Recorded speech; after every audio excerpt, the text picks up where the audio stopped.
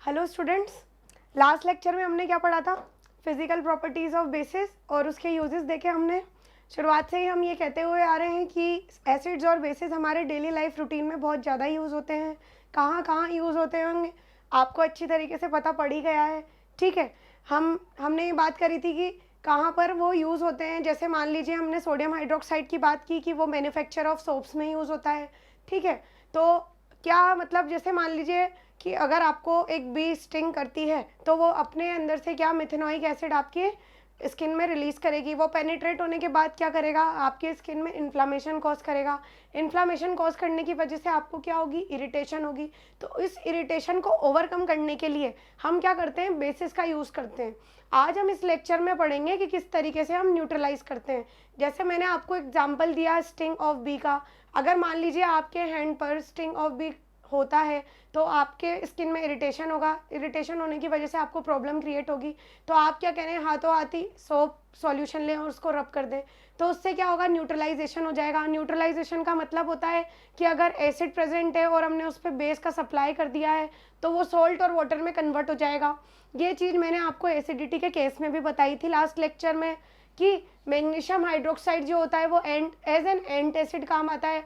Antacid क्या होता है बच्चों, जो हमारी एसिडिटी के को जो है मतलब मिनिमाइज कर दे, मिनिमल कर दे, उसको क्या बोल देते हैं हम कि ये एंटासिड है। जैसे मैग्नीशियम हाइड्रोक्साइड का हमने देखा था, किस तरीके से देखा था कि मैग्नीशियम हाइड्रोक्साइड जो है MgOH का होल ट्वाइस, इसको हमने क्या बोला था, मिल्क ऑफ मैग्नीशिया भी बोला था। मैंने आपको बताया था कि इसकी pH जो है वो कितनी होती है, आप एक बार देख सकते हैं चार्ट में। और मैंने आपको ये भी बताया था कि ये हाईली बेसिक होता है, ठीक है। तो मैग्नीशियम हाइड्रोक्साइड जो है, अगर मान लीजिए HCl के साथ हमारे स्टमक में रिएक्ट कर रहा है तो क्या बना लेगा, ये MgCl2, ठीक है। और क्या बनेगा, वाटर। तो क्या बना, एक सोल्ट और एक वाटर। तो इस तरह की रिएक्शंस को न्यूट्रलाइजेशन रिएक्शंस कहा जाता है।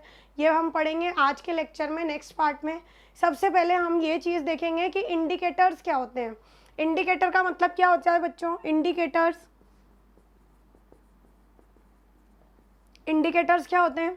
देखो, इंडिकेटर का मतलब होता है किसी चीज़ का इंडिकेशन देना, ठीक है। जैसे मान लीजिए आप कहीं पर गए, जैसे मान लीजिए आप ट्रैफिक जैम में फंस गए, ठीक है। ट्रैफिक लाइट से आपको इंडिकेशन मिल रहा है कि हमें, जैसे 3 लाइट्स होती हैं, कौन कौन सी होती हैं, येलो होती है, ग्रीन होती है, रेड होती है।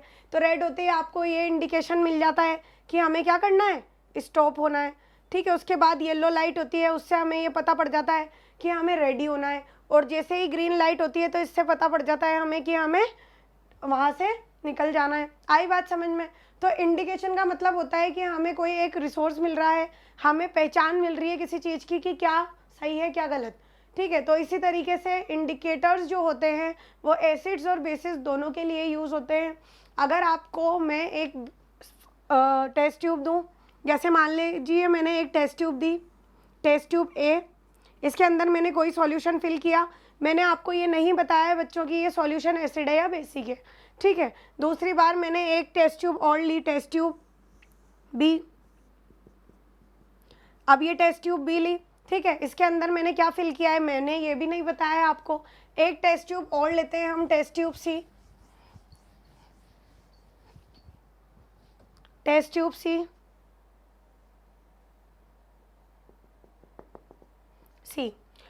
अब मान लीजिए मुझे पता है कि मैंने क्या लिया है, बट आपको नहीं पता है। आपको मैंने तीनों टेस्ट ट्यूब हैंड ओवर कर दी और उसके बाद मैंने आपसे ये बोला कि आप पहचानिए कि ये एसिडिक है, बेसिक है या फिर न्यूट्रल है, ठीक है। अब देखो बेटा, जो एसिड होते हैं वो भी कलरलेस होते हैं, कोई कलर तो उनका होता नहीं है ना, बेसिस का कोई कलर होता है, वो भी कलरलेस होते हैं।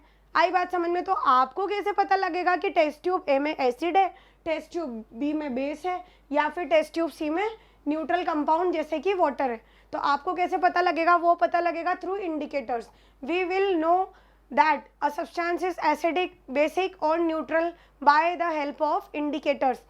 ऐसे कुछ इंडिकेटर्स होते हैं जिनके थ्रू हम ये पता लगा सकते हैं इजीली कि कोई भी कंपाउंड एसिडिक नेचर का है, बेसिक नेचर का है या फिर न्यूट्रल है। अब जैसे मान लीजिए मैं एक एग्जांपल ले लेती हूँ, फिनोफ्थलीन, बहुत ही नॉर्मल और बहुत ही जाना माना इंडिकेटर जो कि यूजुअली काम आता है सब जगह। तुम्हें केमिकल लेबोरेटरीज़ में अगर आपके स्कूल की आप विजिट करें तो आपका जो लैब असिस्टेंट या फिर केमिस्ट्री लैब में कोई हो उससे आप बोलेंगे तो वो आपको इंडिकेटर शो करेगा। वो इंडिकेटर्स बहुत तरह के होते हैं, फिनोफ्थलीन होता है, मिथाइल ऑरेंज होता है, ठीक है, यूनिवर्सल इंडिकेटर होता है, रेड कैबेज जूस होता है, टर्मरिक जूस होता है, ठीक है। तो बहुत सारे इंडिकेटर्स हैं जो हमें ये पता लगाते हैं कि कोई भी सब्सटेंस न्यूट्रल है, बेसिक है या एसिडिक है। देखिए वैसे तो न्यूट्रल में कोई चेंज होगा ही नहीं क्योंकि वाटर है तो वो तो कुछ चेंज शो करेगा नहीं। मेनली जो चेंजेस देखने को मिलते हैं वो हमें या तो एसिड में देखने को मिलेंगे या फिर हमें बेसिस को में देखने को मिलेंगे। अब अगर अपन बात करते हैं नॉर्मल फिनोफ्थलीन की, मान लीजिए मैंने इसमें लिया एसिड, आपको नहीं बताया है मैंने, ठीक है, ये मुझे पता है कि इसके अंदर एसिड है। नेक्स्ट मैंने लिया क्या बच्चों, बेस, और थर्ड मैंने ये लिया वाटर, प्योर वाटर लिया है जिसकी पीएच क्या है 7 है। 7 मतलब ये क्या है, न्यूट्रल है। पीएच लेस देन 7 एसिड और पीएच मोर देन 7 बेस। अब क्या होगा, जैसे आप फिनोफ्थलीन की यहाँ पर 2 to 3 ड्रॉप्स ड्रॉपर से डालेंगे, इस तरीके का एक ड्रॉपर होता है, ड्रॉपर से हम उसको इसमें कलेक्ट कर लेते हैं और फिर ड्रॉप वाइज इसके अंदर हम इंट्रोड्यूस करते हैं। सेम इसमें भी हम प्रोसीजर इस तरीके से रिपीट करेंगे और यहाँ पर भी इस तरीके से हम रिपीट करेंगे।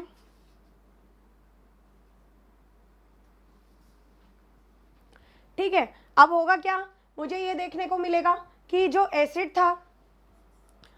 था वो कैसा रहा, कलरलेस, मतलब इसमें कोई चेंज नहीं आया। और जो बेस था, ठीक है, जैसे मान लीजिए एसिड में मैंने क्या ले लिया, HCl ले लिया, हाइड्रोक्लोरिक एसिड, और बेस में मैंने लिया NaOH। NaOH कौन सा एसिड है, सॉरी बेस है, सोडियम हाइड्रोक्साइड, जिसको हम कास्टिक सोडा भी बोलते हैं, मैंने तुम्हें लास्ट लेक्चर में बताया था। तो एसिड जो है वो कलरलेस रहा, बेस में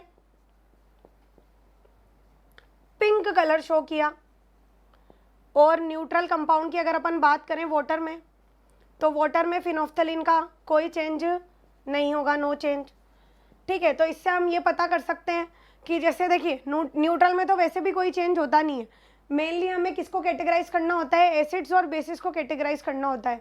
तो एसिड में आपने देखा बच्चों कि जो फिनोफ्थलीन इंडिकेटर था वो कैसा रहा, कलरलेस, और अगर अपन बात करें बेस की तो वो कैसा रहा, पिंक। तो इससे हमें ये पता चल रहा है कि जिसमें हमने पिंक कलर देखा, यहाँ पर हमने पिंक कलर देखा, तो इसका मतलब टेस्ट ट्यूब बी जो मैंने तुम्हें प्रोवाइड की थी वो उसके अंदर कौन सा सॉल्यूशन होगा, बेसिक, और टेस्ट ट्यूब ए जो थी उसके अंदर कैसा सॉल्यूशन होगा, एसिडिक। आई बात समझ में।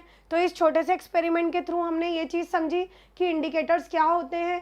Indicators are those compound which tells us about the nature of a substance that it is acidic, basic or neutral when dissolved in an aqueous solution। अब मैंने इसके पीछे एक लाइन ऐड कर दी है, aqueous solution। aqueous solution का मतलब बच्चों हम शुरुआत से पढ़ते हुए आ रहे हैं इस चैप्टर में, aqueous का मतलब होता है क्या, dissolved in water। अब अगर अपन बात करें ड्राई की, जैसे मान लीजिए मैंने ड्राई कोई भी कंपाउंड लिया, ड्राई कोई भी बेस ले लेती हूँ मैं, मान लीजिए यहाँ पर मैंने अमोनियम हाइड्रोक्साइड ले लिया, ड्राई कंडीशन में इसको मैंने ऑब्टेन कर लिया। अगर इसके अंदर मैं फिनोफ्थलीन इंडिकेटर ऐड करूँगी तो क्या कलर का कोई चेंज होगा, नहीं होगा, बिकॉज अगर ये ड्राई स्टेट में होगा तो ये आयनाइज फॉर्म में नहीं आएगा। जब ये आयनाइज फॉर्म में नहीं आएगा इसका मतलब ये कोई कलर चेंज शो नहीं करेगा। तो इसलिए मैंने ये चीज़ बोली आपको कि इंडिकेटर्स ऐसे सब्सटेंसेस होते हैं जो कि सिर्फ और सिर्फ किस में शो करते हैं, अपना नेचर एक्वस सॉल्यूशन में। एक्वस का मतलब ये होता है कि they are dissolved in water. आई बात समझ में आपको।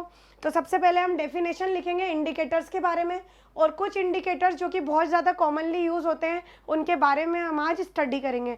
तो सबसे पहले हम लिखते हैं इंडिकेटर्स की डेफिनेशन। What are indicators? तो इंडिकेटर्स क्या होते हैं बच्चों? Indicators are the compounds that tells us about the nature of a substance, that it is acidic, basic or neutral in nature when dissolved in an aqueous solution। तो इसी चीज़ को हम note down करेंगे और ये बहुत इंपॉर्टेंट पार्ट है क्योंकि एसिड बेसिस एंड सॉल्ट के लिए ये हमेशा आपके काम आएगा और यूज़ किया जाएगा जब भी आप लेबोरेटरी में एंटर होंगे। जब आप हायर क्लासेस में जाएंगे, मान लीजिए आप 10th क्लास में चले गए, 10th क्लास में जाने के बाद आप दोबारा से इस चैप्टर को पढ़ेंगे तो आपसे एक्सपेरिमेंट्स करवाए जाएंगे। तो वहाँ पर सबसे पहला टेस्ट ही यही होता है कि आपको पहचानने में आना चाहिए कि ये एसिड है या फिर बेस है। तो इसका सबसे अच्छा तरीका यही है कि आप जो विजुअल इंडिकेटर्स होते हैं उनको यूज़ कर लें। मैंने फिनोफ्थलीन का एग्जाम्पल दिया, आप लिटमस पेपर को यूज़ कर सकते हैं। लिटमस पेपर जो होता है, लिटमस पेपर एक स्ट्रिप होती है, ठीक है, ब्लू कलर की होगी अगर, और आपने इस पर डाइल्यूट HCl डाल दिया तो ये कौन सा कलर शो करेगी? रेड कलर शो करेगी। अगर मान लीजिए यहाँ पर मैंने रेड कलर की स्ट्रिप ली है, इस पर मैंने डाइल्यूट HCl डाला तो क्या कोई चेंज होगा? नहीं होगा। लेकिन अगर मान लीजिए इस पर मैं बेस डाल दूँ NaOH, तो ये जो रेड कलर है ये किस में कन्वर्ट हो जाएगा बच्चों? ब्लू। इस चीज़ को हमने लर्न भी किया था लास्ट लेक्चर में, और उससे लास्ट लेक्चर में मैंने तुम्हें बताया था किस तरीके से इसको मेमोराइज करना है। अगर मान लीजिए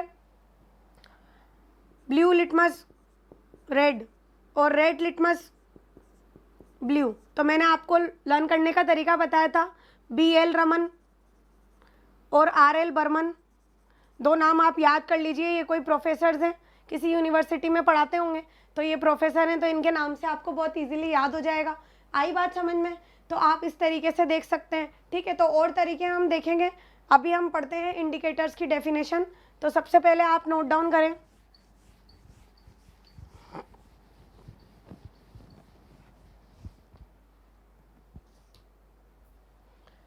indicators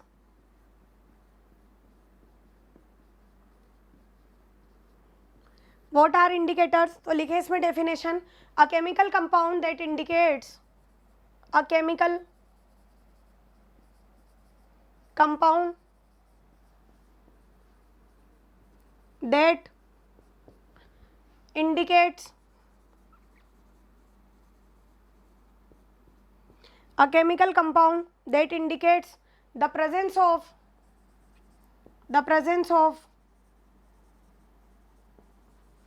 an acidic,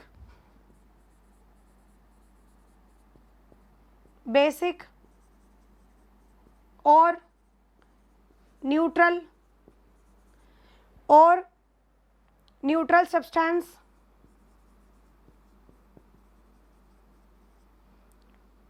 either by change in color और ऑर्डर। ऑर्डर का मतलब क्या होता है? स्मेल होता है। इस चीज़ के बारे में मैं आपको बता दूं, इंडिकेटर्स भी दो तरह के होते हैं, हम उसको बाइफरकेट करते हैं 2 पार्ट्स में। एक तो होता है ओल्फैक्टरी इंडिकेटर्स, अगर जैसे अनियन लें हम, ठीक है, अगर उसकी स्मेल चेंज हो रही है एसिड में डालने से या बेस में डालने से, तो हम बोल सकते हैं कि ये ओल्फैक्टरी इंडिकेटर है। ओल्फैक्टरी का मतलब होता है थ्रू स्मेल, ठीक है। लेकिन विजुअल इंडिकेटर्स होते हैं, विजुअल के बारे में ही हम आज पढ़ेंगे, ओल्फैक्टरी के बारे में नहीं पढ़ेंगे। हायर क्लासेस में जब आप जाएंगे तब आपको समझ में आएगा कि ओल्फैक्टरी क्या होते हैं। विजुअल इंडिकेटर्स जो कि हम नेकेड आई से ऑब्जर्व कर सकते हैं, जैसे कि litmus paper test, phenolphthalein test, methyl orange और बहुत सारे इंडिकेटर हैं, जैसे कि red cabbage juice, turmeric juice, ठीक है, तो चाइना रोज इंडिकेटर। तो इन सबको हम यूज़ कर सकते हैं इंडिकेट करने के लिए कि कोई भी सब्सटेंस एसिडिक है या फिर बेसिक है। तो ये आपकी डेफिनेशन हुई क्या? A chemical compound that indicates the presence of an acidic, basic और neutral substance either by change in colour और ऑर्डर, ठीक है। आई बात समझ में? अब हम पढ़ेंगे इंडिकेटर्स के बारे में। इंडिकेटर्स को हमने 2 पार्ट्स में डिवाइड कर दिया है बच्चों, तो आप लिखना चाहें अपनी इन्फॉर्मेशन के लिए लिख सकते हैं, बट ओल्फैक्टरी इंडिकेटर्स के बारे में आपको हायर क्लासेस में बता दिया जाएगा। मैं यहाँ पर सिर्फ आपको ये आइडिया देना चाहूँगी कि ओल्फैक्टरी इंडिकेटर्स जो होते हैं वो एसिड में जाने के बाद अपनी स्मेल चेंज कर सकते हैं या बेस में जाने के बाद। तो आपको पता होना चाहिए कि कौन से इंडिकेटर्स यूज़ किए जाने चाहिए, जैसे अनियन एक्सट्रैक्ट है, वनीला एक्सट्रैक्ट है, वो सब आप बाद में पढ़ेंगे। सिर्फ आप अपनी इन्फॉर्मेशन के लिए लिख लें, बाय चांस कभी क्वेश्चन आ जाता है तो आपको याद होना चाहिए कि इंडिकेटर सिर्फ विजुअल नहीं होते, ये सिर्फ ऑल्फैक्टरी भी होते हैं। मतलब हम थ्रू स्मेल पता लगा सकते हैं कि चेंज हुआ है, तो इसका मतलब कौन सा सब्सटेंस है, एसिडिक है या फिर बेसिक है, ठीक है। तो इंडिकेटर्स जो हैं वो 2 तरह के हैं, ओल्फैक्टरी इंडिकेटर्स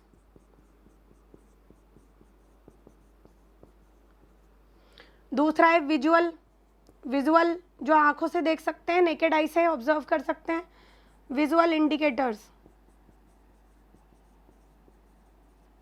आई बात समझ में? अब ओल्फैक्टरी इंडिकेटर्स में अगर अपन बात करें तो इसमें आप एग्जाम्पल लिख सकते हैं किस किस का, ओनियन एक्सट्रैक्ट,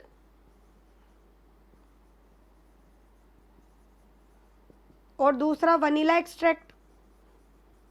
अगर आप इसमें एसिड या बेस को इंट्रोड्यूस करेंगे तो क्या चेंजेस आएंगे, ठीक है, इनकी स्मेल में चेंजेस आ जाएंगे। ऑनियन में एक हल्की सी स्मेल होती है अलग सी, वो क्यों होती है? Due two sulphur present in it, ठीक है। हमारे आंसू भी आते हैं जब हम अनियन को कट करते हैं, तो वो क्यों करते हैं? क्योंकि सल्फर कंपाउंड जो उसके अंदर प्रेजेंट है वो हमारे ट्रियर ग्लैंड्स को एक्टिवेट कर देते हैं, और एक्टिवेट करने की वजह से क्या होता है कि हमारे टीयर्स आने स्टार्ट हो जाते हैं, ठीक है। अब नेक्स्ट अगर अपन बात करें विजुअल इंडिकेटर्स की, तो विजुअल इंडिकेटर्स में सबसे पहला नाम लिया जाएगा लिटमस का। क्यों नाम लिया जाएगा? क्योंकि लिटमस जो है वो सबसे अच्छा और सबसे इजी और कन्वीनियंट इंडिकेटर है, क्योंकि इससे आपको हार्म भी नहीं होगा। एक पेपर है स्ट्रिप की फॉर्म में, आपको जस्ट उसके अंदर डिप करना है एसिड या बेस के अंदर, आपको कलर चेंज होते ही पता लग जाएगा कि ये एसिड है या फिर बेस है। अगर एसिड होगा तो ब्लू लिटमस टू रेड हो जाना है, और अगर बेस होगा तो रेड लिटमस टू ब्लू हो जाना है। आई बात समझ में? ठीक है। अब विजुअल इंडिकेटर्स की बात करें तो इसके अंदर हम एग्जाम्पल ले लेते हैं। कौन कौन से? सबसे पहले लिटमस पेपर, दूसरा फिनोफ्थलीन,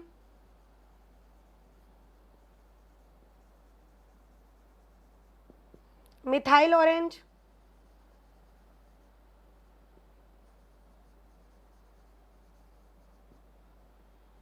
मिथाइल ऑरेंज और red cabbage juice,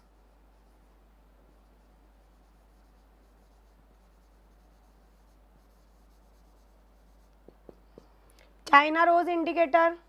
China rose समझते हैं बच्चों, गुड़हल का फूल जो होता है उसके एक्सट्रैक्ट को, उसका जो रेड कलर का पोर्शन होता है उसके अंदर पिगमेंट्स प्रेजेंट होते हैं, उसके एक्सट्रैक्ट को हम यूज़ करते हैं, ठीक है। चाइना रोज इंडिकेटर, इसको हिबिस्कस रोजा साइनेंसिस भी बोला जाता है बायोलॉजिकल स्पेसिफिकल नेम में, ठीक है। China rose, turmeric juice. Turmeric क्या होती है बच्चों? हल्दी होती है, ठीक है। टर्मरिक को अगर अपन एसिड में डालेंगे तो कोई चेंज नहीं होगा, लेकिन अगर बेस में डाल देंगे तो ये इसका कलर चेंज हो जाएगा। आई बात समझ में? तो ये हुए हमारे इंडिकेटर्स, दो तरह के, ओल्फैक्टरी इंडिकेटर्स और visual indicators. Olfactory through smell हम पता लगा सकते हैं कि एक एसिड है या फिर बेस दिया गया है हमें, और विजुअल के थ्रू हम, नेकेड आई के थ्रू हम ऑब्जर्व कर सकते हैं कि कोई भी सब्सटेंस जो आपको प्रोवाइड किया गया है वो एसिड है या फिर बेस है, ठीक है। आगे चलते हैं, हम एक टेबुलर फॉर्म में देखेंगे कि किस तरीके से हम पहचानेंगे कि ये एक एसिड है या फिर बेस है। तो एक टेबल ड्रॉ करें, इसके अंदर हम 6 से 7 इंडिकेटर्स लिखेंगे, और इसके थ्रू हमें ये पता लग जाएगा कि अगर चेंजेस हो रहे हैं, कलर हमें ऑब्जर्व हो रहा है, तो कोई भी सब्सटेंस एसिडिक है या फिर बेसिक है, ठीक है। तो यहाँ पर लिखें इंडिकेटर,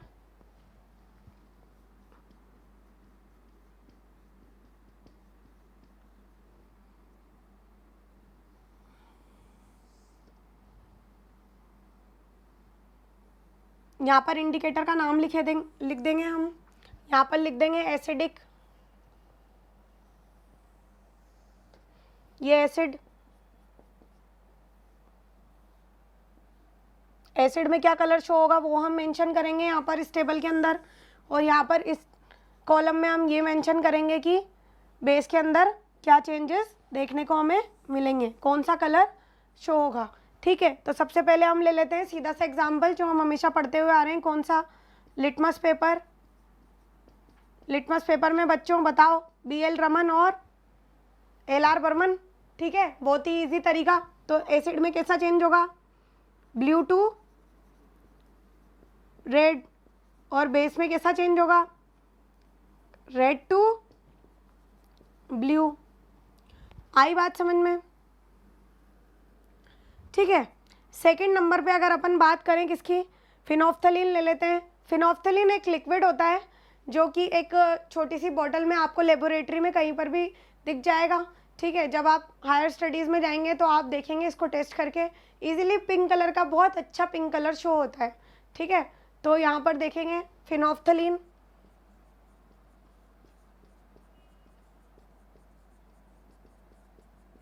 फिनोफ्थलीन का कलर एसिड में कैसा होगा, कुछ कलर शो नहीं होगा, कैसा होगा बच्चों, कलरलेस।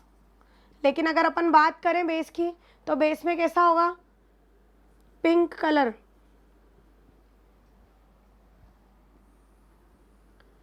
ठीक है, यहाँ तक समझ में आया।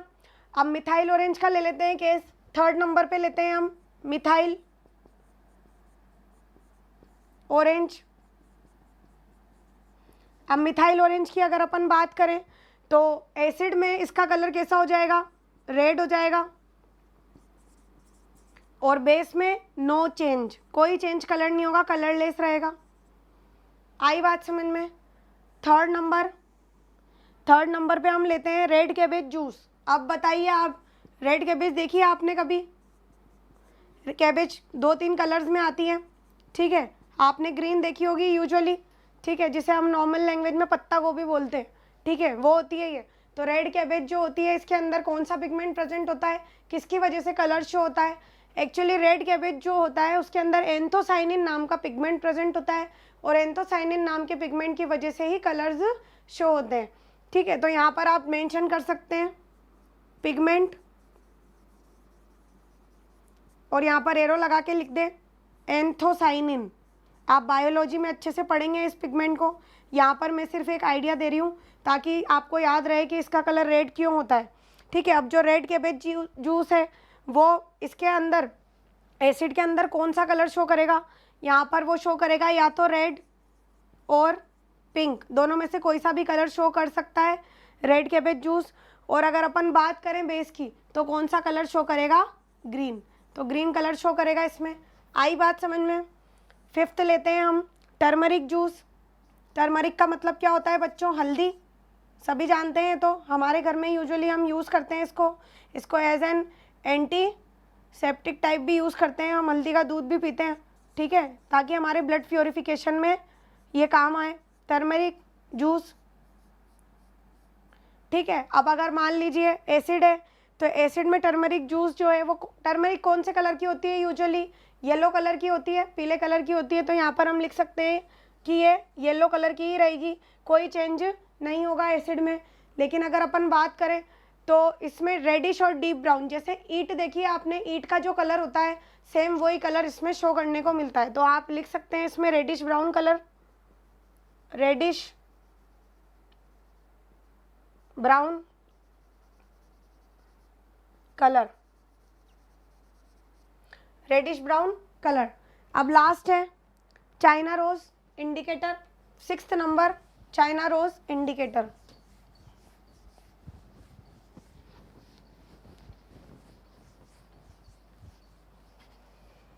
इस तरीके से आप इजीली पहचान सकते हैं कि कोई भी सब्सटेंस एसिडिक है या फिर बेसिक है, ठीक है, इसमें आपको कोई हार्म भी नहीं होगा।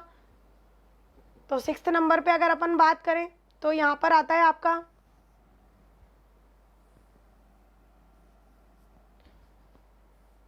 China rose. चाइना रोज क्या होता है पता है आपको, इसको बोलते हैं हम गुड़हल का पेड़ या गुड़हल का फूल, नॉर्मल लैंग्वेज में बोलते हैं, इस तरीके से देखा होगा आपने। मैं आपको छोटा सा डायग्राम ड्रॉ करके बता देती हूँ, आपको इजीली समझ में आ जाएगा, रिकॉग्नाइज हो जाएगा, आपने कहीं ना कहीं इसको देखा भी होगा। इस तरीके से रेडिश कलर का ये फ्लावर होता है, आपको यूजुअली कहीं पर भी देखने को मिल जाएगा ये, ठीक है। अब क्या होता है, जो चाइना रोज होता है उसको नॉर्मल लैंग्वेज में तो हम चाइना रोज ही बोलेंगे, बट अगर अपन बात करें बायोलॉजिकल लैंग्वेज में, ठीक है, तो बायोलॉजिकल लैंग्वेज में इसका नाम है हिबिस्कस, हिबिस्कस रोजा साइनेंसिस, हिबिस्कस रोजा साइनेंसिस, ठीक है। ये रेड कलर का फ्लावर होता है। अब क्या होता है, जैसे मान लीजिए, क्या हम चाइना रोज को डिप करेंगे उसके अंदर, एसिडिक सॉल्यूशन को चाइना रोज के अंदर डिप करेंगे क्या, ऐसा नहीं है। हम क्या करेंगे, चाइना रोज लेंगे, उसको अच्छे से मोटर और पेसल के थ्रू उसका एक पेस्ट बनाएंगे, पेस्ट बनाने के बाद उसका जो एक्सट्रैक्ट हमें ऑब्टेन होगा उसके अंदर हम ड्रॉप वाइज एसिड या फिर बेस का इंसर्शन करेंगे। फिर अगर हमें कलर चेंजेस देखने को मिलते हैं तो हमें ये पता लग जाएगा कि कोई भी सब्सटेंस एसिडिक है या फिर बेसिक है। अगर मान लीजिए एसिडिक हुआ, अगर मान लीजिए एसिडिक हुआ तो कैसा कलर शो होगा, डार्क पिंक, जिसे हम नॉर्मल मेजेंटा कलर बोलते हैं। कई क्वेश्चंस में कई बार डार्क पिंक या मेजेंटा नहीं लिखा आता है, पिंक लिखा आता है कि China rose shows pink colour in acid. ठीक है, तो आपको ये चीज़ ध्यान रखनी है कि ये एसिड में पिंक कलर शो करेगा। डार्क पिंक और मेजेंटा कई जगह लिखा मेंशन हो सकता है, नहीं भी हो सकता। ठीक है, तो कंफ्यूज ना हो। नेक्स्ट है इसमें अगर अपन बात करें बेस की, तो बेस में कौन सा कलर शो होगा? बेस में शो होगा ग्रीन कलर। कौन सा कलर शो होगा? Green colour. ठीक है, आई बात समझ में? तो ये हुआ हमारा इंडिकेटर्स वाला पार्ट ओवर। इसमें हमने ये चीज़ सीखी कि किसी भी चीज़ को अगर हमें एसिडिक, बेसिक या न्यूट्रल बताना है तो हम क्या करेंगे, इंडिकेटर्स की हेल्प से हमें ये पता लग जाएगा कि कोई भी चीज़ एसिडिक, बेसिक या फिर न्यूट्रल है। 6 टाइप्स के हमने विजुअल इंडिकेटर्स देखे। सबसे पहला हमने देखा लिटमस पेपर। अगर एसिड में होगा तो क्या चेंज होंगे? Blue to red. और अगर बेस में होगा तो क्या चेंज होंगे? Red to blue.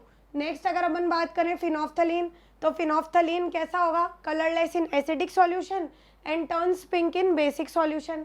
नेक्स्ट बात करें methyl orange. Methyl orange colour turns red in acidic solution and no change in basic solution.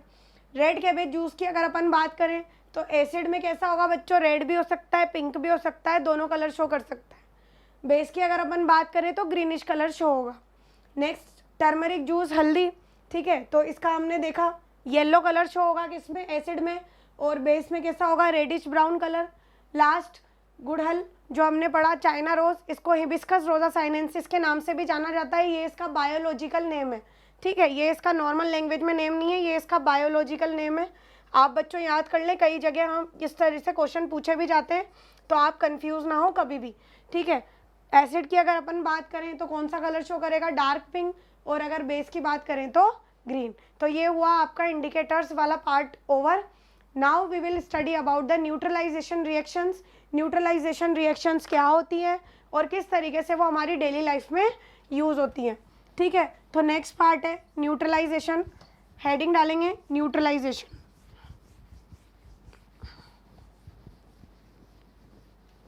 और इसी के अंदर हम पता लगाएंगे कि सोल्ट्स का फॉर्मेशन कैसे होता है। हमने अभी तक पढ़ा एसिड्स के बारे में, बेसिस के बारे में, लेकिन सोल्ट का मैंने कहीं भी जिक्र नहीं किया। आपने अभी तक के लेक्चर्स में देखा होगा कि मैंने सोल्ट का कहीं पर भी नाम लिया ही नहीं है। ठीक है, अब मैं बात करूँगी किसके बारे में? सोल्ट के बारे में, कि किस तरीके से सोल्ट का फॉर्मेशन होता है। तो जो बच्चों सोल्ट का फॉर्मेशन होता है वो भी न्यूट्रलाइजेशन रिएक्शन से ही होता है। अगर न्यूट्रलाइजेशन रिएक्शन नहीं होगी तो सोल्ट का भी फॉर्मेशन नहीं होगा। तो सबसे पहले हम बात करें व्हाट आर न्यूट्रलाइजेशन रिएक्शन, तो हेडिंग डालें neutralisation reaction.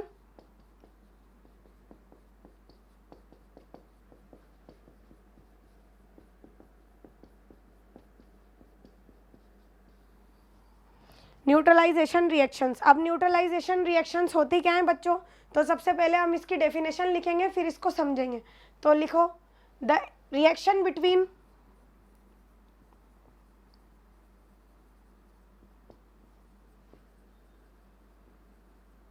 an acid, the reaction between an acid and a base to produce salt and water, to produce salt and water are known as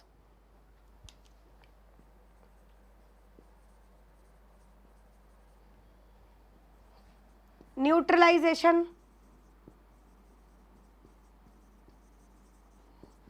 reactions.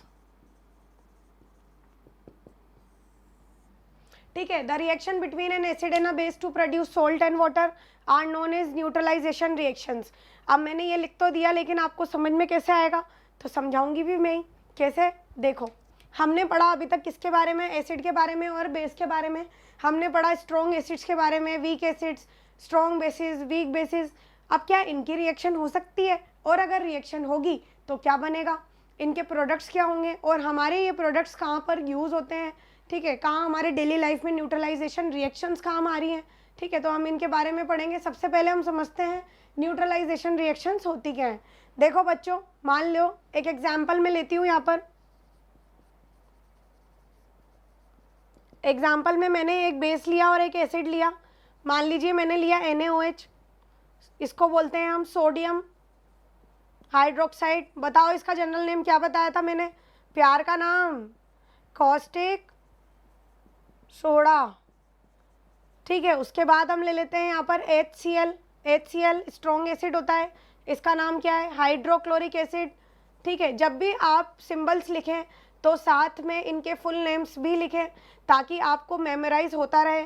अगर आप full names नहीं लिखेंगे, exam में question आ जाता है तो आप कंफ्यूज हो जाएंगे। इसलिए आपको याद होना चाहिए कि कोई भी अगर हम एसिड या बेस लिख रहे हैं तो उनके फुल नेम्स क्या हैं। ठीक है, और नॉर्मल आपको जो कमर्शियल प्रोडक्ट्स के नेम है प्यार की भाषा में जिसे अपन बोलते हैं कॉस्टिक सोडा, तो वो भी याद होना चाहिए। कई बार क्वेश्चन में सोडियम हाइड्रोक्साइड नहीं देके वो दे देगा कॉस्टिक सोडा, फिर क्या करोगे? तुम्हें याद ही नहीं आएगा। तो तुम्हें याद करना ज़रूरी है ये चीज़ें, तो इसको मेमोराइज करते चलें। आप ये देखिए, ये क्या बना लेगा? रिएक्शन करने के बाद सोडियम हाइड्रोक्साइड और HCl रिएक्शन करने के बाद बनाएगा NaCl प्लस वाटर।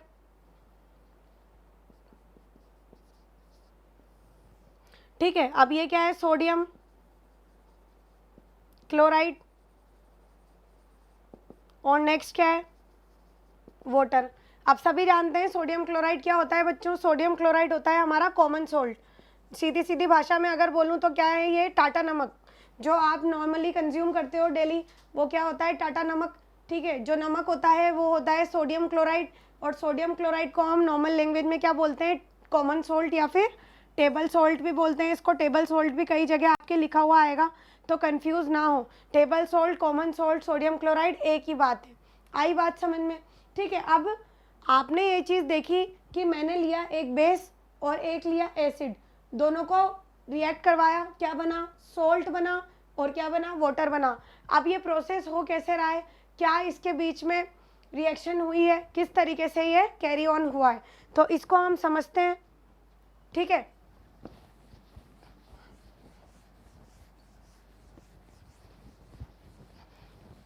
इसको हम समझेंगे बाय ब्रेकिंग इनटू आयंस। मैंने तुम्हें बताया था कोई भी अगर रिएक्शन होगी तो वो एक्वस सॉल्यूशन में होगी, अगर एक्वस नहीं है तो रिएक्शन नहीं होगी। एक्वस स्टेट नहीं होगा तो कोई रिएक्शन कैरी नहीं होगी। इसका मतलब सोडियम हाइड्रोक्साइड और HCl दोनों ही किस स्टेट में है? एक्वस स्टेट में। तो यहाँ पर आप लिखेंगे NaOH, फिर लिखेंगे HCl। इसको समझाने का तरीका, यहाँ पर लिखेंगे NaCl और यहाँ क्या लिखेंगे? वाटर। अब ये बना कैसे? देखो बच्चों, अगर NaOH को आप ब्रेक डाउन करोगे तो NaOH जो है वो ब्रेक होगा सोडियम पॉजिटिव और OH माइनस हाइड्रोक्साइड आयन अलग, तो ये Na प्लस और OH माइनस। अब अगर अपन बात करें HCl की तो ये ब्रेक होगा H plus plus Cl minus. अब आपने फिजिक्स में एक लॉ पढ़ा होगा, like charges repel each other, unlike charges attract each other. अब अनलाइक चार्जेस का मतलब क्या होता है? एक केटायन होना चाहिए और एक एनायन होना चाहिए। आपने जनरल केमिस्ट्री में बहुत अच्छे से ये पढ़ा होगा कि अगर एक केटायन होगा और एक एनायन होगा तो केमिकल फॉर्मूला बनाने में हमें कहीं पर भी प्रॉब्लम नहीं आएगी। तो अब देखो आप, इसमें क्या H प्लस और Na प्लस कंबाइन होंगे? नहीं होंगे। क्यों? क्योंकि दोनों के चार्जेस कैसे हैं बच्चों? सेम है। तो सेम चार्जेस वाले क्या करेंगे? रिपल्शन करेंगे। रिपल्शन करेंगे इसका मतलब ये दोनों कंबाइन नहीं होंगे। तो अब होगा क्या? यहाँ पर जो Na है वो किससे कंबाइन होने की कोशिश करेगा? Cl माइनस से। तो यहाँ पर हम इसको साइड में लिख लेते हैं, Na प्लस और Cl माइनस। अब ये जो H प्लस है बच्चों, ये किससे कंबाइन होने की कोशिश करेगा? ये H प्लस है, ठीक है, और ये OH माइनस। आई बात समझ में? ठीक है, अब देख हम इसकी वैलेंसी के थ्रू इनके केमिकल फॉर्मूले बना लेते हैं ताकि आपको फर्दर प्रॉब्लम कभी ना आए। तो यहाँ पर हम देखते हैं, यहाँ पर इसकी वैलेंसी कितनी है? +1, इसकी -1। चार्जेस को हम मल्टीप्लाई करेंगे तो हमारे पास सीधा सा फॉर्मूला क्या मिला बच्चों? NaCl। और यहाँ पर अगर अपन बात करें +1 और -1, इन दोनों को अगर हम कंबाइन करेंगे तो आप लिखोगे ऐसे HOH, लेकिन आप इसको H2O लिख सकते हो, HOH लिख सकते हो, कोई दिक्कत नहीं है, लेकिन H2O लिखना अच्छा होता है, सही होता है ये तरीका। ठीक है, तो यहाँ पर आप लिखोगे H2O। अब आपने ये चीज़ देखी इस तरीके से कि यहाँ पर सेम चार्जेस ने रिपल्शन शो किया और अनलाइक चार्जेस ने अट्रैक्शन शो किया। अब ये Na प्लस Cl- से कंबाइन हो गया, क्या बना लिया इसने, NaCl, ठीक है। और यहाँ पर H प्लस OH- से कंबाइन हो गया, क्या बना लिया इसने, वाटर, ठीक है। अब ये जो रिएक्शन कैरी ऑन हो रही है इसके पीछे एक और चीज़ है, ये है एक्सोथर्मिक रिएक्शन। एक्सोथर्मिक रिएक्शन का मतलब होता है कि अमाउंट ऑफ एनर्जी रिलीज। तो न्यूट्रलाइजेशन रिएक्शंस जो होती हैं वो एक्सोथर्मिक रिएक्शंस होती हैं, उनमें कुछ अमाउंट एनर्जी रिलीज होती है। तो जो ये रिएक्शन कैरी ऑन हुई है इसमें कितने अमाउंट एनर्जी रिलीज हुई है, यहाँ पर आप मेंशन कर सकते हैं इसको 57.1 57.1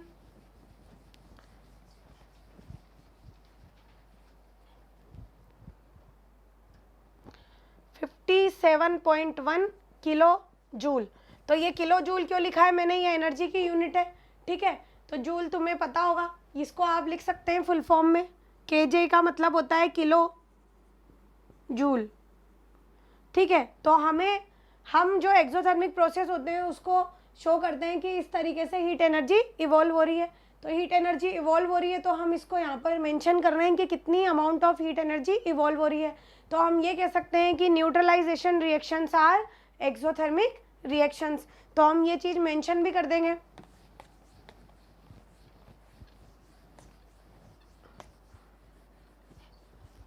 यहाँ पे हम लिख सकते हैं 57.1 kilo joule energy is released during the neutralization of a strong acid, क्या था यहाँ पर, HCl, and a strong base. Strong base क्या होता है, NaOH, ठीक है। तो 57.1 kilo joule energy is release during the neutralisation reaction of a strong acid and a strong base. This type of reaction, this type of reaction, in this type of reaction the energy is released, और इस energy को release किया जा रहा है तो यहाँ पर क्या टर्म हम यूज कर देंगे, एक्सोथर्मिक, ठीक है। एक्सोथर्मिक का मतलब क्या होता है, release of energy, heat energy. तो 57.1 kilo joule energy is released during the neutralization of strong acid and strong base. In this type of reaction the energy is released and this type of reaction is known as exothermic reaction. तो आप यहाँ पर mention कर सकते हैं इस तरीके से कि ये एक एक्सोथर्मिक रिएक्शन है और इसमें कुछ अमाउंट ऑफ एनर्जी रिलीज हुई है, और आपको ये वैल्यू याद रखनी है 57.1 किलो जूल, क्योंकि ये इंपॉर्टेंट है। अगर एग्जाम में न्यूट्रलाइजेशन रिएक्शन का क्वेश्चन आता है तो आपको ये वैल्यू मेंशन जरूर करनी है। आई बात समझ में, ठीक है। तो अमाउंट ऑफ एनर्जी रिलीज, ये क्या हो गई, न्यूट्रलाइजेशन रिएक्शन। अब मैंने यहाँ पर लिखा है बच्चों, ध्यान देना, स्ट्रॉन्ग एसिड और स्ट्रॉन्ग बेस। हमने अगर स्ट्रॉन्ग एसिड और स्ट्रॉन्ग बेस लिया था तो 57.1 किलो जूल एनर्जी रिलीज हुई थी, लेकिन ज़रूरी नहीं है कि सारे न्यूट्रलाइजेशन रिएक्शंस में इतनी ही एनर्जी इवॉल्व हो, ठीक है। जैसे मान लीजिए आपने एक स्ट्रॉन्ग एसिड ले लिया HCl और एक वीक बेस ले लिया MgOH का होल ट्वाइस, तो मैग्नीशियम क्लोराइड और वाटर बना, तो हमारे पेट में तो फिर आग लग जानी चाहिए थी। ये तो एक्सोथर्मिक रिएक्शन हुई। तो इसमें क्या है, बहुत कम, स्लो अमाउंट ऑफ, बहुत less amount of energy release होगी। तो अगर हम बात करें यहाँ पर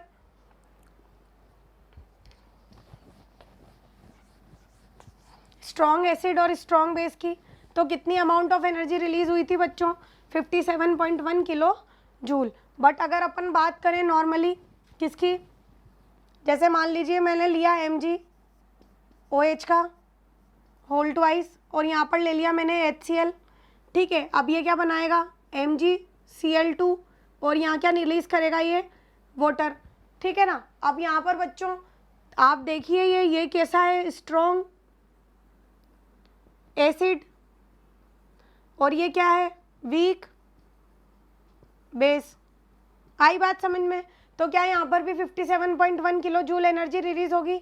नहीं, यहाँ पर 57.1 किलो जूल एनर्जी रिलीज नहीं होगी, उससे हमेशा कम ही होगी। तो आप ये चीज़ ध्यान रखें कि सिर्फ स्ट्रॉन्ग एसिड और स्ट्रॉन्ग बेस के केस में ही हमको 57.1 लिखना है। बाकी केसेस में अगर आपको नहीं पता है तो एनर्जी मत लिखिए, डायरेक्ट इस तरीके से लिख दीजिए, वो भी सही है, ठीक है, बिल्कुल करेक्ट है। तो हम और एग्जाम्पल्स देख लेते हैं न्यूट्रलाइजेशन रिएक्शन के। यहाँ पर आप मेंशन कर दें, आप खुद प्रोडक्ट्स बना लेंगे, अब तो सॉल्ट्स बना लेंगे, ठीक है। तो आप यहाँ पर पहले लिख दें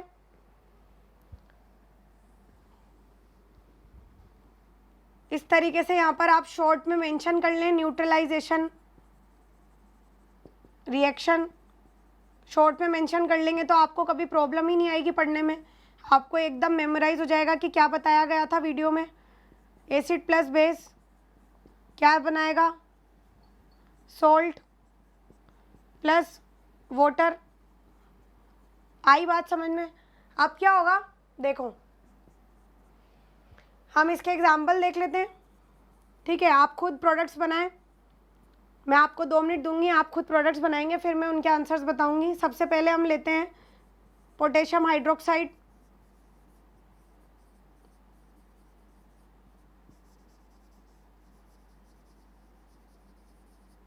और इससे ये रिएक्शन कराते हैं HCl हाइड्रोक्लोरिक एसिड से।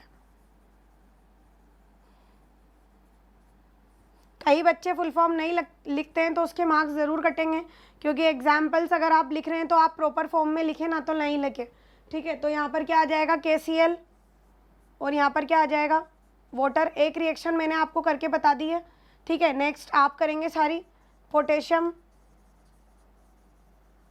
क्लोराइड और वाटर। अब पोटेशियम क्लोराइड कैसे बना एक बार मैं आपको बता देती हूँ दोबारा से, ताकि आप कंफ्यूज ना हो, ठीक है।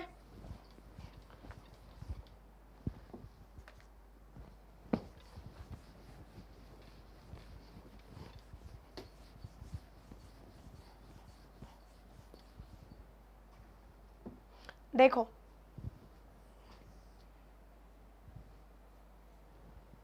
K था, KOH, HCl, KCl, वाटर। कैसे बना बच्चों, सबसे पहले आप इसको ब्रेक करेंगे K plus plus OH minus में, फिर इसको ब्रेक करेंगे H plus plus Cl minus में। अब देखेंगे आप प्रोडक्ट्स क्या बनेंगे, like charges attract each other, like charges repel each other and unlike charges attract each other. तो वही वाला फंडा दोबारा लगा लो, और यहाँ पर हमने इन दोनों को कंबाइन किया, क्या बन गया, KCl, और यहाँ पर इन दोनों को कंबाइन किया तो क्या बन गया, वाटर। आई बात समझ में। नेक्स्ट एग्जांपल आप करेंगे खुद से, बनाएं प्रोडक्ट्स। कैल्शियम हाइड्रोक्साइड लिया है मैंने एक वीक बेस,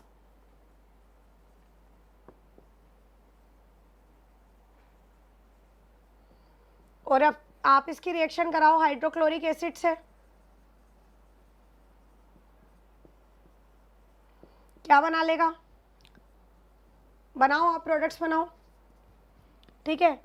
3rd नंबर पे मैं लेती हूँ अमोनियम हाइड्रोक्साइड, ठीक है। अमोनियम हाइड्रोक्साइड ले लेते हैं, NH4OH, इसकी रिएक्शन कराओ आप HCl से, क्या बना लेगा, अमोनियम हाइड्रोक्साइड हाइड्रोक्लोरिक एसिड,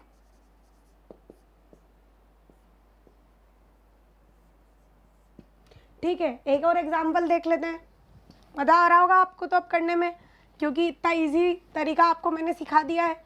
कुछ भी नहीं करना, अगर आपको समझ में नहीं भी आ रहा है तो आप ब्रेक डाउन कर लो उसको कैटायन और अनायन में, और उसकी वैलेंसी से उसका केमिकल फॉर्मूला बना दो, ठीक है। 4th नंबर पे देखते हैं हम, रिएक्शन कराते हैं हम किसकी, कोई भी बेस ले लेते हैं, जैसे मान लीजिए हमने लिया NaOH, सोडियम हाइड्रोक्साइड और इसकी रिएक्शन कराई हमने H2SO4 सल्फ्यूरिक एसिड, ठीक है, दोनों ही स्ट्रॉन्ग है। सोडियम हाइड्रोक्साइड और यहाँ पर लिया सल्फ्यूरिक एसिड, क्या बनेगा? ठीक है, तो इससे एग्जाम्पल्स आप करें। मैं सिर्फ आपको 1 मिनट दे रही हूँ, उसके बाद मैं आपको आंसर्स बता दूंगी इनके।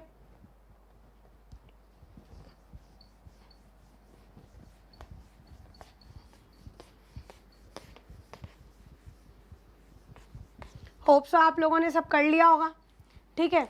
तो मैं इनके आंसर्स आपको बता देती हूँ। कैल्शियम क्लोराइड बनेगा यहाँ पर बच्चों, ठीक है, HCl से रिएक्ट करा तो क्या बनेगा? CaCl2 plus water. अब यहाँ पर 2 क्यों आया? कैल्शियम की वैलेंसी कितनी होती है? 2, क्लोरीन की कितनी होती है? 1, तो कैल्शियम +2 क्लोरीन -1 दोनों को कंबाइन कर देंगे, क्या बन जाएगा बच्चों? CaCl2। तो इसका नाम क्या होगा? कैल्शियम क्लोराइड, कैल्शियम क्लोराइड, ठीक है। नेक्स्ट NH4OH, अगर NH4OH से रिएक्शन कराएंगे तो क्या बनेगा? NH4Cl, अमोनियम क्लोराइड, क्लोराइड, और क्या बनेगा? वाटर। आई बात समझ में? नेक्स्ट NaH, इसकी एक बार मैं स्प्लिट करके बता देती हूँ। एनायंस और कैटायंस फॉर्म में Na+ है, OH- है, 2H+ है, SO4 -2 है, ये दोनों रिएक्शन करेंगे। Na+ SO4 -2, इसकी 2, इसकी 1, दोनों को कंबाइन किया, क्या बनेगा? Na2SO4। नेक्स्ट बचा क्या? वाटर। तो वाटर तो सभी में आना है, तो आप वाटर तो पहले ही बना दिया करो। बचेगा जो क्या बन जाएगा? सॉल्ट। तो ये कहलाएगा सोडियम सल्फेट प्लस वाटर। आई बात समझ में? तो इस तरीके से हमने देखा कि न्यूट्रलाइजेशन रिएक्शंस कैसे होती है, कैसे हम एनायनिक और कैटायनिक फॉर्म में उनको डिवाइड करके इजीली केमिकल फॉर्मूले का मतलब सॉल्ट का फॉर्मेशन कर सकते हैं, और वाटर तो बनेगा ही बनेगा, ठीक है। तो यहाँ तक आपको होप सो समझ में आ गया होगा। नेक्स्ट हम बढ़ते हैं न्यूट्रलाइजेशन जो हमारी डेली लाइफ में यूज़ होती है। जैसे मैंने आपको बताया, अगर आपको एक बी जो है स्टिंग कर जाती है आपके हैंड पे, तो क्या होगा? कौन सा एसिड रिलीज होगा और कौन से आपको केमिकल से फ़ायदा हो जाएगा, कौन सा केमिकल आप उस पर लगाओगे। या फिर सोप सॉल्यूशन का मैंने एग्जांपल दिया, उसके अंदर सोडियम हाइड्रोक्साइड होता है, ठीक है, तो वो उसको न्यूट्रलाइज करने में मदद करेगा। तो सबसे पहले हम लिखते हैं neutralisation.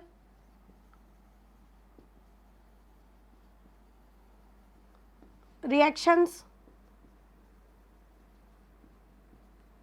In our daily life.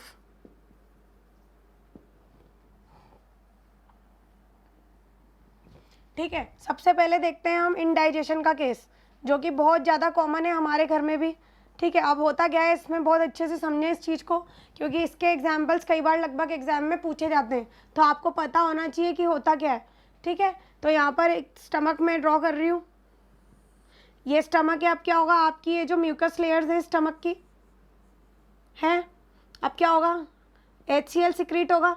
अब HCl है कंसनट्रेटेड इधर, ठीक है, इसकी pH भी बहुत कम है, ठीक है। अब होगा क्या, बहुत ज़्यादा हाइपर अमाउंट में HCl सिक्रीट होगा तो क्या क्रिएट होगी, एसिडिटी क्रिएट होगी। एसिडिटी क्रिएट होने की वजह से हमें अनईजीनेस फॉलो होगी, अनकॉन्शियस लगेगा हमें, ठीक है, काम में मन नहीं लगेगा, पढ़ाई में मन नहीं लगेगा। तो क्या होगा, पापा आए, पापा ने बोला जेल्यूसिल पी लो, ठीक है, जेल्यूसिल पीते ही हम एकदम मस्त हो गए। ऐसा क्या था जेल्यूसिल के अंदर कि हमें वो फ़ायदा कर गया, ठीक है, तो उसके बारे में हम पढ़ेंगे। तो यहाँ पर लिखो, जैसे हम जो एंटासिड्स यूज़ करते हैं, इसको हम एंटासिड्स के नाम से जानते हैं। तो एंटासिड्स में क्या क्या कंपोजिशन होती है इसकी, एक तो होता है मैग्नीशियम हाइड्रोक्साइड, जो हमने लास्ट टर्न पे लास्ट लेक्चर में बात भी की थी इसकी, ठीक है, मैग्नीशियम हाइड्रोक्साइड MgOH का होल ट्वाइस, ठीक है। और होता है एक सोडियम हाइड्रोजन कार्बोनेट, क्या होता है, sodium hydrogen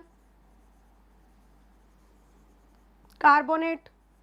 sodium hydrogen carbonate का फॉर्मूला मैं बता देती हूँ, सोडियम बाइकार्बोनेट और हाइड्रोजन कार्बोनेट में कंफ्यूज नहीं होना है, सेम चीज़ है। बेकिंग सोडा जिसको बोलते हैं हम NaHCO3, ठीक है। नॉर्मल लैंग्वेज में बेकिंग सोडा भी बोला जाता है। कई बार हमें गैस एसिडिटी की प्रॉब्लम होती है तो कई बार हम सोडा कंज्यूम कर लेते हैं। सोडा कंज्यूम करने से हमें काफ़ी रिलीफ फील होता है, तो वो इसलिए ही होता है क्योंकि होता क्या है, देखो बच्चों यहाँ पर क्या है HCl, अब होगा क्या, हम आप इसकी छोटी सी रिएक्शन देख लेते हैं, लास्ट टर्न पे भी देखी थी लेकिन एक बार और रिवीजन कर लेते हैं उस चीज़ का, ताकि तुम्हारे माइंड में अच्छे से बैठ जाए और तुम कभी कंफ्यूज ना हो, ठीक है। तो हम ये देखेंगे, यहाँ पर हमने लिया मैग्नीशियम हाइड्रोक्साइड, पेट में हमारे ऑलरेडी क्या प्रेजेंट है, HCl, क्या बना लेगा बच्चों, ऑब्वियस सी बात है MgCl2, मैग्नीशियम क्लोराइड और वाटर। वाटर जो है वो यूरिन के थ्रू हमारे रिलीज हो जाएगा और बचा क्या, magnesium chloride. Magnesium chloride salt है, ये हमारी बॉडी के कहीं ना कहीं इलेक्ट्रोलाइट्स में काम आ जाएगा। आई बात समझ में आपको? तो इस तरीके से इनडाइजेशन में न्यूट्रलाइजेशन रिएक्शंस हेल्प करती हैं। सेकेंड हम देखते हैं एंट बाइट। एंट बाइट, एंट बाइट क्या होता है, चींटी का काटना, ठीक है। अब जैसे मान लीजिए आपका ये हैंड है, ठीक है। अब हैंड पे क्या हुआ, यहाँ पर आपको इन्फ्लामेशन शो हो रहा है, यहाँ पर आपको बहुत ज़्यादा रेडनेस हो रही है, इन्फ्लामेशन हो रहा है, ठीक है। इसने क्या रिलीज़ किया है बच्चों, फॉर्मिक एसिड, जिसको प्यार की भाषा में हमने बताया था क्या, मिथेनोइक एसिड भी बोलते हैं, ठीक है। अब क्या होगा, ये फॉर्मिक एसिड यहाँ पर इन्फ्लामेशन और रेडनेस कॉज करेगा और आपको बहुत ज़्यादा इरिटेशन फील होगा, ठीक है, जलन महसूस होगी, ठीक है। तो उसको न्यूट्रलाइज करने के लिए हम क्या करते हैं, सोप सॉल्यूशन का यूज़ करते हैं।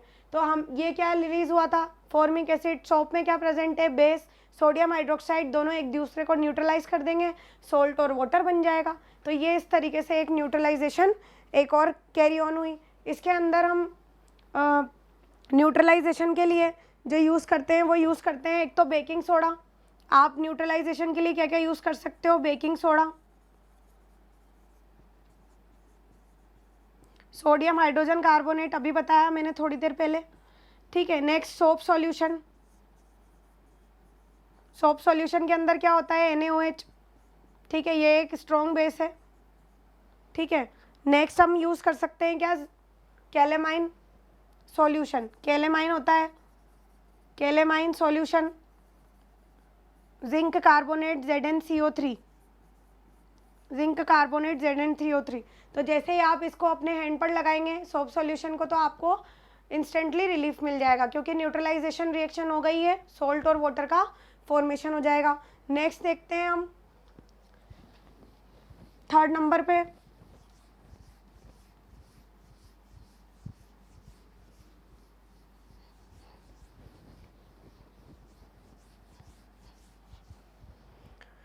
थर्ड नंबर पे हम देखते हैं सॉइल ट्रीटमेंट।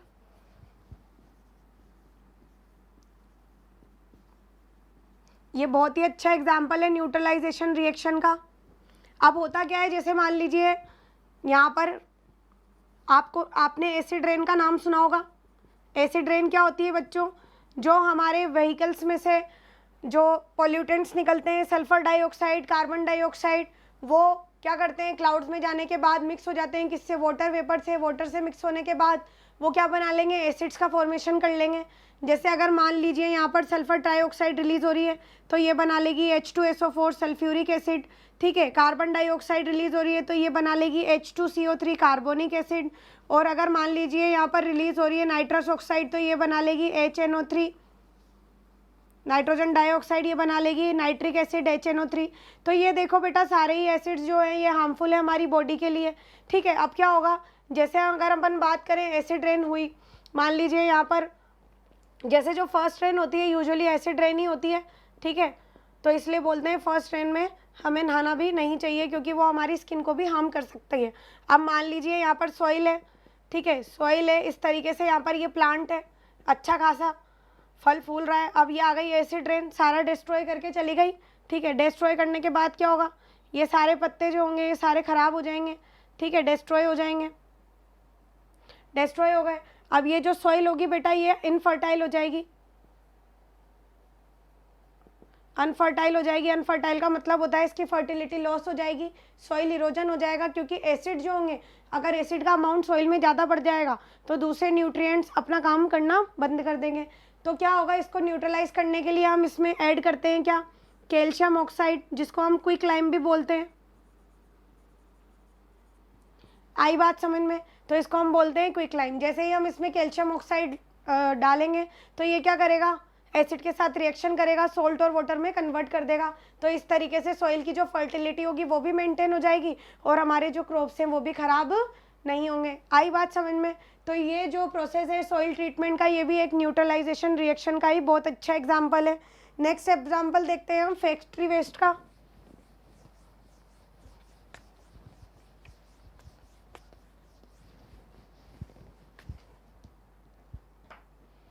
नेक्स्ट एग्जाम्पल है 4th नंबर पे फैक्ट्री वेस्ट। आपको पता है कि फैक्ट्रीज जो होती हैं उनमें से बहुत सारे अलग अलग टाइप्स के गैसेस इवॉल्व होती हैं, जैसे कि कार्बन डाइऑक्साइड, सल्फर डाइऑक्साइड और भी अलग अलग टाइप के कार्बन के पोल्यूटेंट्स जो होते हैं वो बाहर निकलते हैं। और उससे क्या होता है, हमारा जो इन्वायरमेंट होता है, एटमॉस्फेयर होता है, वो डैमेज होना स्टार्ट हो जाता है। ठीक है, तो अब जो फैक्ट्रीज का वेस्ट निकल रहा है उसको हम कैसे न्यूट्रलाइज करेंगे, उनको हम क्या करते हैं, जैसे मान लीजिए फैक्ट्री के वेस्ट को, अगर आप मान लीजिए यहाँ पर रिवर है और रिवर से ही ये कनेक्टेड है फैक्ट्री। ठीक है, अब क्या होगा, जैसे रिवर में सारा पॉल्यूटेंट्स जा रहा है, अब पॉल्यूटेंट्स जाने की वजह से क्या होगा, जो मराइन लाइफ होगी वो डिस्टर्ब होगी बच्चों। जैसे मान लीजिए ये फिश है, अच्छे खासे ये खेल रहे हैं, ठीक है, अब ये इनकी क्या हो जाएगी, डेथ होने लग जाएगी, ये नाराज़ हो जाएंगे। ठीक है, क्योंकि पानी सारा क्या हो चुका है, पॉल्यूटेड हो चुका है। ठीक है, तो अब क्या करेंगे, इसमें जो पॉल्यूटेंट्स हैं उनको ख़त्म करने के लिए हम क्या करेंगे, इसमें कोई ना कोई बेसिक सॉल्यूशन का एडिशन कर देंगे, क्योंकि जो एसिडिक चीज़ें इसके अंदर ऐड हुई हैं उनको न्यूट्रलाइज करने के लिए हम इसके अंदर क्या ऐड कर देंगे, बेसिक सॉल्यूशन। तो जैसे हम इसके अंदर बेसिक सॉल्यूशन ऐड करेंगे तो क्या होगा, ये न्यूट्रलाइजेशन रिएक्शन हो जाएगा और वापस से नॉर्मल कंडीशंस मेंटेन हो जाएंगी। और लास्ट एग्जांपल है decaying of teeth. Decaying of teeth, अब इसमें होता क्या है बच्चों, देखो इसलिए बोलते हैं डेली ब्रश करना चाहिए। क्यों बोलते हैं ऐसा, देखो होता क्या है कि हमारी जो लेयर होती है, इनेमल की लेयर होती है, पढ़ा होगा आपने, हमारा जो टूथ है, इस तरीके से हम एक टूथ ड्रॉ कर लेते हैं, ये हमारा टूथ है। ठीक है, अब क्या होता है, ये जो आउटर मोस्ट लेयर होती है ये इनेमल की लेयर होती है और ये सबसे हार्डेस्ट लेयर होती है हमारी बॉडी की। ठीक है, ये कैल्शियम सल्फेट की बनी होती है, किसकी बनी होती है, कैल्शियम सल्फेट की। अब क्या होगा, जैसे मान लीजिए आप ब्रश नहीं कर रहे हैं 2-3 दिन से रेगुलरली, तो क्या होगा, जैसे आपका जो फूड प्रोडक्ट है वो एसिड्स में कन्वर्ट होना स्टार्ट हो जाता है। मेनली जो एसिड रिलीज होता है वो यूजुअली लैक्टिक एसिड होता है। ठीक है, अब क्या होगा, जैसे ही लैक्टिक एसिड रिलीज होना स्टार्ट हो जाएगा तो ये जो कैल्शियम सल्फेट की लेयर है ये धीरे धीरे डिग्रेडेड होने लग जाएगी। डिग्रेडेड होते होते होते होते तुम्हें क्या है, सेंसिटिविटी महसूस होने लग जाएगी। तुम्हें अगर ठंडा खा रहे हो, गर्म खा रहे हो तो प्रॉब्लम आने लग जाएगी। दांतों में कीड़े लगने की जो प्रॉब्लम होती है, ठीक है, कैविटीज़ लगने की, वो इसी वजह से होती है। तो डिकेइंग ऑफ टीथ किसकी वजह से हुआ, एसिड के प्रोडक्शन की वजह से। तो हम क्या करते हैं, हमारा जो टूथपेस्ट होता है उसके अंदर बेसिक सॉल्यूशन होता है, जैसे ही हम ब्रश करते हैं सारा जो एसिड होता है वो न्यूट्रलाइज हो जाता है, हमारे माउथ की जो पीएच होती है वो मेंटेन हो जाती है। ठीक है, इस वजह से हमारा टूथ डिके नहीं होता। ठीक है ना। अब ये जो वाइट इनेमल है ये बना होता है किसका, कैल्शियम फॉस्फेट, सॉरी मैंने सल्फेट बोल दिया था पहले, फॉस्फेट होता है ये। आई बात समझ में, कैल्शियम फॉस्फेट का फॉर्मूला होता है CaPO4 का होल ट्वाइस। ठीक है, अगर मान लीजिए पीएच लेस देन 5.5 हो जाएगी, इसका मतलब आपका टूथ डिके होना स्टार्ट हो गया है और आपके सारे दांत पर कैविटीज़ लगना स्टार्ट हो जाएगी और दांत खराब होने स्टार्ट हो जाएंगे। तो इस तरीके से हमने ये चीज़ समझी कि न्यूट्रलाइजेशन रिएक्शंस हमारी डे टू डे लाइफ में कितनी ज़्यादा इंपॉर्टेंट है। देखिए हमारे ह्यूमन बॉडी से लेकर हमारे इन्वायरमेंट, हमारा सॉइल, जो भी जितने भी living things, non living things हैं, वो सब कंबाइन होकर किस तरीके से रोल प्ले कर रही हैं न्यूट्रलाइजेशन रिएक्शंस में। ठीक है, किस तरीके से एसिड और बेस को न्यूट्रलाइज करके हम सोल्ट्स का फॉर्मेशन करते हैं। तो बेसिक अगर आप डेफिनेशन बोलना चाहें सोल्ट की, अगर आपसे कोई पूछता है कि व्हाट इज सोल्ट, तो आप ये बता सकते हैं कि it is a compound produced by the neutralisation reaction of an acid और अ बेस। आई बात समझ में, उसमें आप एग्जाम्पल दे सकते हैं बहुत सारे सोल्ट्स के, कैल्शियम सल्फेट है, ठीक है, पोटेशियम सल्फेट है, सोडियम क्लोराइड है, पोटेशियम क्लोराइड है, इस तरीके से आप बहुत सारे एग्जाम्पल्स भी दे सकते हैं। ठीक है, तो हमने आज के लेक्चर में क्या क्या पढ़ा, हमने ये पढ़ा कि इंडिकेटर्स क्या होते हैं, किस तरीके से आपको ये पता चलेगा कि कोई भी कंपाउंड एसिडिक है, बेसिक है या फिर न्यूट्रल है। हमने बहुत सारे विजुअल इंडिकेटर्स के बारे में देखा। नेक्स्ट टॉपिक में हमने देखा कि न्यूट्रलाइजेशन रिएक्शंस हमारी लाइफ में कितनी इंपॉर्टेंट है। यह चैप्टर बिल्कुल ओवर हो चुका है। होप सो आपको बहुत अच्छे से समझ में आया होगा। Thank you.